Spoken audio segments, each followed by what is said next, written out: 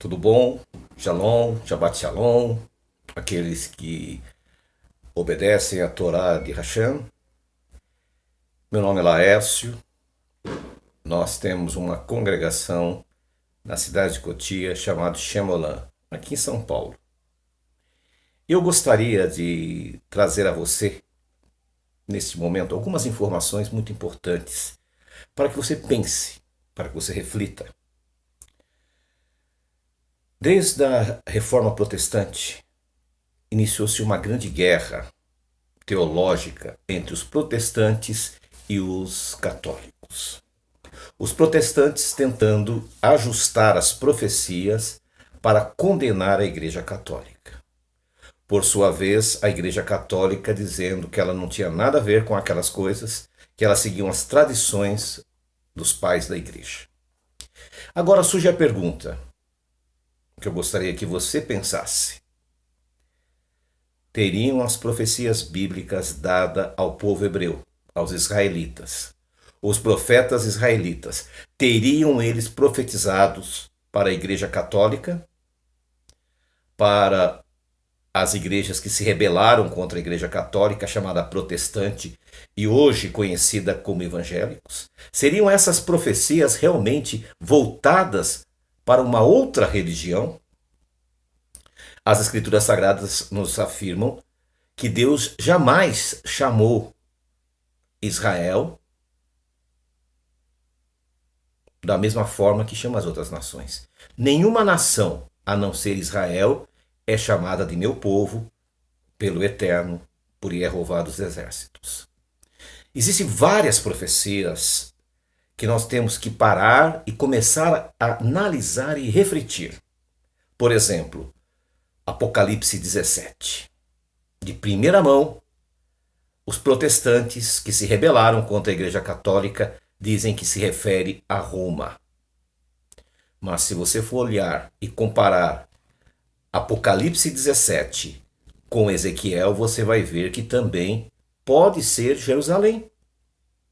Hoje, Jerusalém é uma cidade tão idólatra como Roma. O Apocalipse 18. Muitos acreditam que é um convite para os evangélicos saírem da Babilônia, da confusão. Jeová nunca disse para outras nações ou outra religião que ele não fundou, meu povo. Para quem então ele está falando aquilo? Ao estudarmos o livro de Deuteronômio, no finalzinho do livro, nós vamos ver as bênçãos e maldições. E depois de Israel ser amaldiçoado, Deus vai fazer um concerto novo com ele. Jeremias também fala assim: eis que faço uma nova aliança com a casa de Israel e com Judá. Não existe sequer uma citação onde afirme que Jeová iria fazer uma aliança com o povo gentílico. Então é importante nós começarmos a rever estas visões, tentando ajustar as profecias dos profetas israelitas para o mundo cristão. Não é uma realidade. O mundo cristão, como nós conhecemos, vai surgir no século IV depois de Cristo. Ou seja, existe um grande equívoco, um erro de interpretação, uma adaptação, um ajuste profético, quando na verdade não se refere a isso. E nesse episódio de número 1, que eu quero conversar com vocês hoje, nós vamos fazer uma viagem lá para a Babilônia e vamos nos encontrar com o profeta Daniel. O profeta Daniel foi um dos homens mais importantes de toda a Bíblia, pois ele foi um instrumento de Jeová para levar o poder do Deus Todo-Poderoso para a Babilônia. Todos conhecemos a façanha daquele homem e dos seus amigos. Mas hoje nós vamos falar de uma profecia que ele fala no capítulo 7 do seu livro, no versículo 25. Ele mesmo não entendeu. Nós vamos ver no capítulo 12, através do anjo, para ele descansar com seus pais.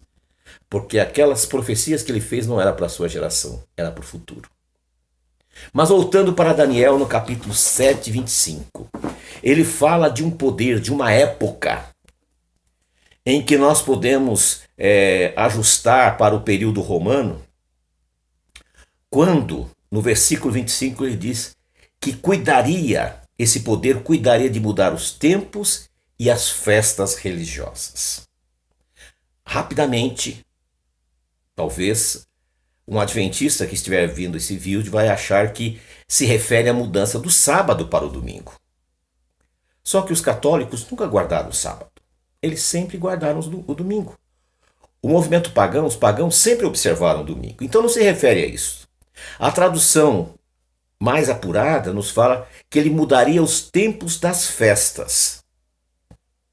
Não existe citação alguma que a Igreja Católica tenha se envolvido com as festas do povo hebreu, do povo israelita. Não há citação alguma, pelo contrário. Mas se nós formos verificar a história, nós vamos verificar que houve sim uma mudança nas festas bíblicas. E esta mudança aconteceu no século IV, pelo último presidente do Sanedrim, do Sinédrio, chamado Hilel II. Hilel II, por uma questão de comodidade, pela dificuldade que era naquele momento cumprir o mandamento da lei, nota-se que ainda se observava, ele implantou um calendário fixo que os judeus aprenderam com os astrônomos lá na Babilônia. E esse calendário fixo, ele era aproximado, as datas eram aproximadas. Você pode ver no calendário hoje do judaísmo ortodoxo que eles colocam 2 dias de festa. Por quê? Porque eles não têm certeza qual que realmente é o dia. Na Babilônia, o 7º mês era considerado o ano novo religioso, porque os sacerdotes babilônicos, eles reverenciavam e diziam que era o ano novo babilônico. E nós vamos ver que o judaísmo mudará do mês de Abib, que está entre março e abril, ano bíblico, para o mês de setembro, outubro, que é Tisrei. E eles chamam de Rosh Hashanah. Não precisa ser especialista em teologia para ver que é um absurdo. Como que o ano novo começa no 7º mês? Não faz o mínimo sentido.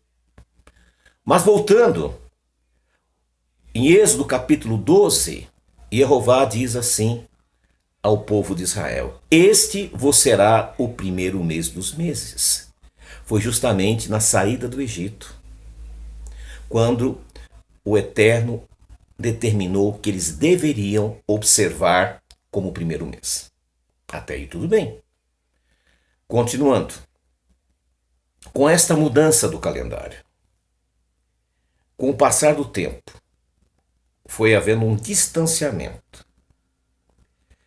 Não vamos nem entrar em detalhes nos anos anteriores, mas nesse ano de 2019, a lua nova surgiu no dia 7 de abril. Se nós computarmos que a profecia e a ordenança divina diz que seria no 14º dia é Pessar, e no 15º dia é Hamatzot, nós vamos então estar adentrando em Pessar no dia 21 de abril. Agora vá você e dá uma olhadinha no calendário do Rabat e você vai ver que é o dia 19. Ou seja, criaram um novo Shabat, que não é Shabat. Existe uma transgressão da Torá. A Torá nos fala que depois de Pessah e de Hamatzot, depois do dia 15, o primeiro domingo após o sábado da semana de Pessah, inicia-se a contagem de Sukkot, de 50 dias de Pentecostes. Dá uma olhadinha no judaísmo ortodoxo e você vai ver que eles começam a computar no dia 16. No dia 16 de Abib.